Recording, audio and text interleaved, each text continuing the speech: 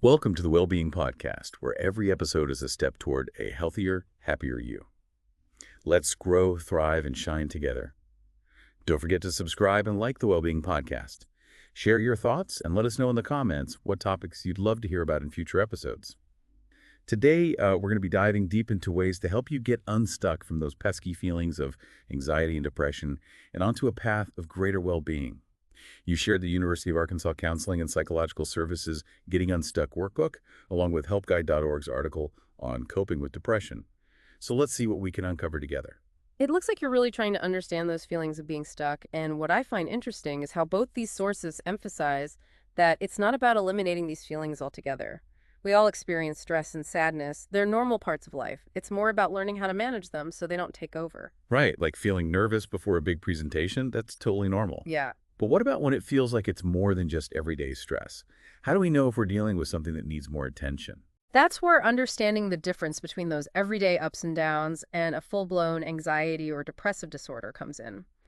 One of the key things the workbook points out is that it's about the intensity and duration. For example, if you're constantly dreading social situations to the point of avoiding them entirely, or if sadness lingers for weeks and starts affecting your sleep appetite or ability to enjoy things you used to love, that's when it might be signaling something more serious. So like a spectrum, right? And recognizing where you fall on that spectrum can be really empowering because then you can start to figure out what kind of support you need. Exactly. And one of the most powerful forms of support, which both sources highlight, is self-care. It's like having a wellness toolbox filled with practical strategies that you can use to manage those difficult emotions. Just like you brush your teeth to prevent plaque buildup, these techniques act as mental hygiene, preventing negative emotions from getting out of control. Okay. I love that analogy. It makes it feel much more approachable. So what kind of tools are we talking about here? What should we be putting in our mental hygiene kit? Well, the workbook walks us through several really effective techniques, like square breathing. It's a simple but surprisingly powerful tool that can help calm your nervous system. I've heard of square breathing, but I've never actually tried it. What does it involve? It's all about focusing on your breath and creating a square pattern with your inhales, holds, and exhales. Imagine a square divided into 4 equal sides. You breathe in for a count of 4, hold for 4, breathe out for 4, and hold again for 4. So it's kind of like a mindful meditation. Exactly. And the beauty of it is that you can do it anywhere, anytime, waiting in line, stuck in traffic, feeling overwhelmed at work. It's a quick and easy way to hit the pause button on your anxiety. That's so helpful. Are there any other techniques like this that the workbook suggests? There's another one called the 5-4-3-2-1 grounding exercise, which is great for those moments when you feel like you're spiraling. It helps you reconnect with your senses in the present moment. Oh yeah, I remember reading about that one. Yeah. You go through each of your senses and name things you can experience. It's a simple way to bring yourself back to reality. So we've got breathing exercises, grounding techniques. What else? The workbook also goes into detail about the cognitive behavioral model, which I think is super important for understanding how these feelings work. It basically shows how our thoughts, feelings, physical sensations, and behaviors are all interconnected. Okay, that sounds interesting. Could you give me an example of, I'm a bit of a visual learner. Absolutely. Yeah. Imagine you're feeling anxious about a social event. Your heart might start racing and you might think to yourself, I'm going to mess this up. Everyone's going to judge me. This thought might make you feel even more anxious, leading you to avoid the event altogether. Do you see how it all feeds into itself? I do. So it's like a chain reaction. But if these elements are connected, does that mean we can actually break the chain? Exactly.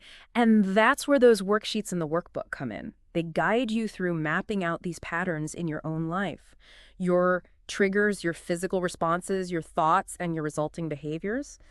By becoming aware of these connections, you can start to identify the points where you can intervene and create change. This is making so much sense. So it's not just about managing the feelings in the moment. It's also about understanding the underlying patterns and figuring out how to shift them. You got it. And speaking of shifting patterns, helpguide.org brings up a crucial point about the importance of staying connected. Even when you least feel like it, reaching out to others can make a huge difference. That's so true. Yeah. But it can be really hard to reach out when you're feeling down. You know, it can feel like you're a burden or that nobody really wants to hear about your problems. I hear you. But remember, you're not alone in feeling this way. And even small interactions like sending a text to a friend, calling a family member, or even just smiling at a stranger can help break that feeling of isolation. It's a good reminder that even tiny actions can have a ripple effect. But what about when it feels like more than just social interaction is needed? What are some other things we can do to boost our well-being? That's a great question. And it's something we'll explore in more detail in the next part of our deep dive. We'll delve into more specific strategies for managing anxiety and depression, from relaxation techniques and healthy habits to building your personal strategy for feeling better. So stay tuned for that. So we've talked about recognizing those signs of anxiety and depression, and we've even started building our mental hygiene kits with tools like square breathing and the 5-4-3-2-1 grounding technique. But I'm curious, what are some other strategies we can add to our toolbox? Well, you know how both sources emphasize the importance of taking care of your physical health. It turns out that what's good for your body is also good for your mind. The workbook actually has a whole section on sleep hygiene, and helpguide.org talks about the power of exercise. Right, it's all connected. Yeah, I definitely notice that when I'm not getting enough sleep, my anxiety tends to be way worse. it's not just you. The workbook mentions a study where they found that even partial sleep deprivation can increase anxiety levels. And think about it, when you're sleep deprived, everything feels harder, right? Your emotions are closer to the surface, your fuse is shorter, and it's harder to cope with stress. That makes so much sense. But sometimes getting enough sleep feels impossible, especially when you're dealing with anxiety or depression. Hmm. Any tips from the workbook on how to improve sleep hygiene? They have a ton of practical tips. Some of them are pretty straightforward, like sticking to a regular sleep schedule even on weekends and creating a relaxing bedtime routine. They also suggest avoiding caffeine and alcohol before bed, which can disrupt your sleep cycle. Those are good reminders. I know I'm definitely guilty of scrolling through my phone in bed, which probably doesn't help. The workbook actually specifically mentions avoiding screen time an hour before bed. The blue light emitted from our devices can interfere with melatonin production, which is the hormone that helps regulate our sleep. Good to know. I'm going Yeah. to try to be more mindful of that. Mm. So we've got sleep. What about exercise? Helpguide.org talks about how exercise is like a natural antidepressant. When you exercise, your brain releases endorphins, which have mood-boosting effects. Plus, exercise can help reduce fatigue, improve sleep, and increase self-confidence, all of which can help combat depression. I know that exercise is good for me, but sometimes it feels so hard to get motivated, especially when you're feeling down. The workbook recommends finding activities you enjoy so it doesn't feel like a chore, right? Right, it doesn't have to be about hitting the gym or running a marathon. It could be dancing, gardening, hiking, swimming, or even just taking a brisk walk in nature. The key is to find something that you genuinely enjoy and that you can fit into your routine. And even small amounts of movement can make a difference, right? Like even just 10 minutes a day. Exactly. The workbook points out that even a short walk can help improve your mood, reduce stress, and boost your energy levels. And if you can get some sunshine while you're at it, even better. Sunlight is like magic. I swear, just a few minutes out in the sun can completely shift my perspective. There's actually science behind that sunlight helps your body produce vitamin D, which plays a role in regulating mood. Okay, so we're adding sleep, exercise, and sunshine to our mental hygiene toolbox. It's starting to feel pretty full. But I'm also wondering, what about those times when we need more immediate boost? Like when anxiety is hitting hard and we need something to help us calm down right then and there. That's where those relaxation techniques we talked about earlier come in. The workbook goes into a lot more detail about how these techniques work and how to use them effectively. For example, with square breathing, they actually recommend practicing it regularly, even when you're not feeling anxious, so that it becomes second nature when you do need it. So it's like building muscle memory for our minds. Exactly. Yeah. And the same goes for other techniques like progressive muscle relaxation. Yeah, the workbook mentioned that one. What's it all about? It's a technique where you systematically tense and relax different muscle groups in your body. It sounds kind of strange, but it actually helps you become more aware of where you're holding tension. And as you release that tension, you also start to feel more mentally relaxed. The workbook even provides a script that you can follow along with. That sounds really interesting. I'm definitely going to have to check that out. So we've got breathing exercises, muscle relaxation, grounding techniques. Are there any other quick tools we can use in those moments of intense anxiety or panic? Well, helpguide.org suggests engaging in activities you enjoy as a way to distract yourself from negative thoughts and feelings. This could be anything from listening to your favorite music, to reading a book, to spending time in nature.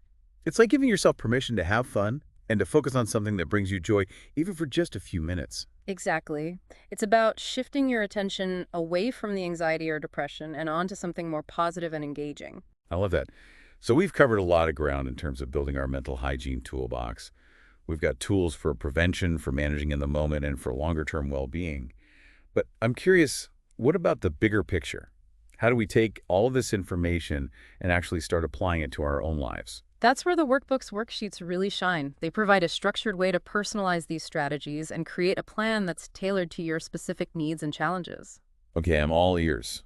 Let's dive into those worksheets and see how they can help us turn all this amazing information into action.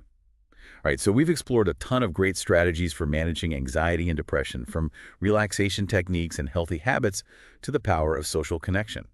But now I'm really curious about those worksheets you mentioned. How can they help us take all of this information and actually apply it to our own lives? These worksheets are like gold, honestly. They take those general concepts we've been talking about and help you tailor them to your specific experiences and challenges. I'm especially intrigued by this cross-sectional formulation worksheet.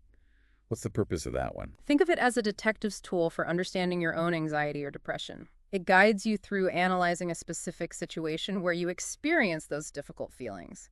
You break it down into different components, the situation itself, your physical sensations, your thoughts, your behaviors, and your emotions. So it's about connecting the dots and seeing how those different aspects interact. Exactly.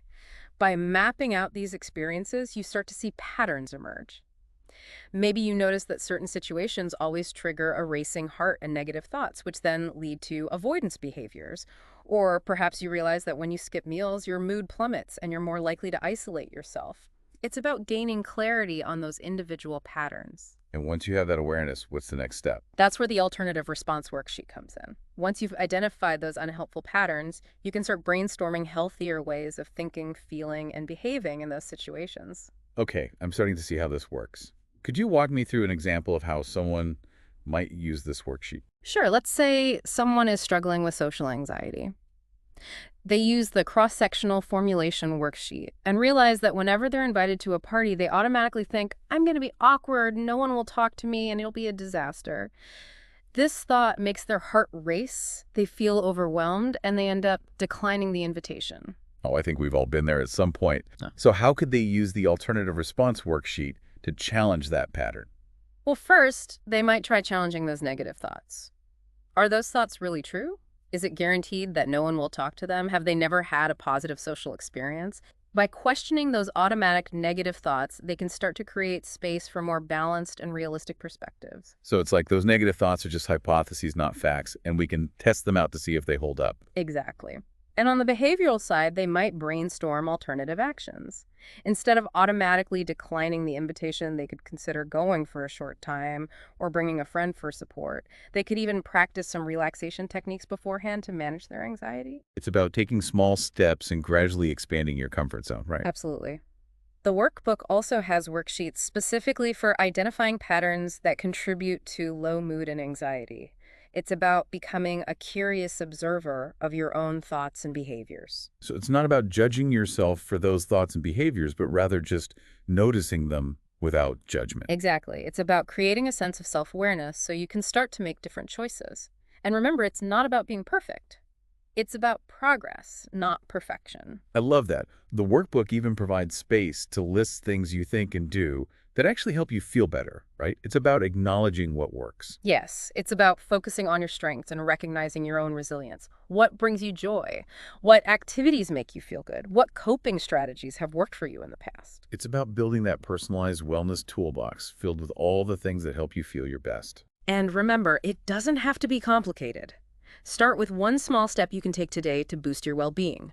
It could be as simple as listening to your favorite music, taking a walk in nature, or reaching out to a friend. Those are all such great ideas. Yeah. And as you experience those small wins, it can create a ripple effect and motivate you to keep going. What both the workbook and helpguide.org emphasize is that even when you don't feel like it, taking action is key.